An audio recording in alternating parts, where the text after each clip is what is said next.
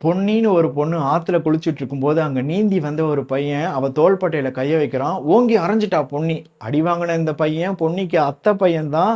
பொன்னி சின்ன வயசுல இருக்கும்போதே அவளுக்கு தான் இவன்னு பேசி முடிவெடுக்கப்பட்ட பையன் தான். அப்புறம் ஏன் அரைஞ்சா?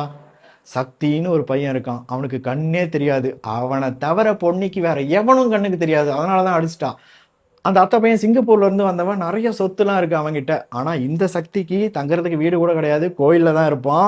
4 சட்டை 2 வேட்டிய மூட்டையில முடிச்சு வச்சிருப்பான். அதுதான் மொத்த சொத்து. ஆனாலும் பொன்னிக்கு அவனை தான் பிடிக்கும். அந்த அத்தை பையன் பொன்னியை பார்க்கறதுக்கு வீட்டுக்கு என்னென்னமோ வாங்கிட்டு வருவான். பொன்னி பார்க்கவே மாட்டான். பார்வையே இல்லாம சக்தி இருந்தாலும் அவனை பார்த்துக்கிட்டே இருந்தா போதுன்னு கோயிலுக்கு தான் வருவா.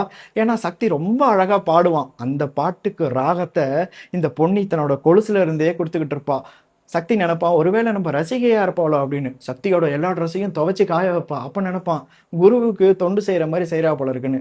இந்த சக்திக்கு ஒரு பழக்கம் இருக்கு. அம்பாளுக்கு தினமும் மாலை போட்டுட்டு பாட்டு பாடுவான். அன்னைக்கு அந்த மாதிரி மாலை போடலான்னு வரும்போது படி இடறி அந்த மாலை பொன்னியோட கழுத்துல விழுந்துடுது. அன்னைக்கு இவன் பாடும்போது பொன்னி ஆடுறா.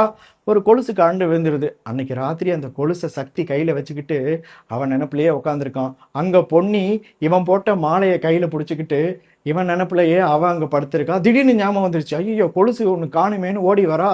அப்ப சக்தி கேட்குறான், நீ யார் எனக்கு அப்படின்னு.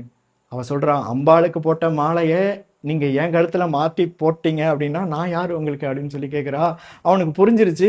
அவன் கையில இருந்த கொலுசை அவ பாதத்தை தொட்டு அந்த காலில் மாட்டி விடுறான். அந்த திருகாணி கொலுசை கெட்டியா பிடிச்சிக்குது. அந்த கொலுசோட சத்தத்தை அவன் மனசு கெட்டியா பிடிச்சிக்குது. அந்த கொலுசுக்கும் அவன் மனசுக்கும் அப்படி ஒரு பிணைப்பு. அவ பாதம் நடந்து வரும்போது கையில ஏதாவது எடுத்துட்டு வந்தா கூட கையில இருக்கிறது என்னன்னு அவன் கால் கொலுசு சத்தத்தை வச்சே அவன் கண்டுபிடிக்கிற அளவுக்கு அந்த கொலுசு இல்லாம, அந்த கொலுசு சத்தம் இல்லாம இவனால ஒரு நாள் கூட இருக்க முடியாது. 3 நாள் பொன்னி இவனை பார்க்க வரவே கிடையாது. இவன் 3 நாளும் சாப்பிடல, தூங்கல. அப்போ ஒருத்தன் வரான், கோயில் பூசாரி கிட்ட சொல்றான், பொன்னிக்கு 3 நாளா உடம்பு சரியில்லை, மூலிகை இருந்தா கொடுங்கன்னு கேட்குறான். மூலிகையை வாங்கிட்டு அவன் போகும்போது மாட்டு வண்டியில ஏறி போறான்.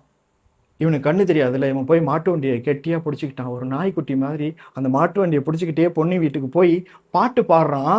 நிக்கவே முடியாம படுக்கையில கிடந்த பொன்னி பாட்டை கேட்டதும் பறந்து வரான் அவன் கிட்டக்க.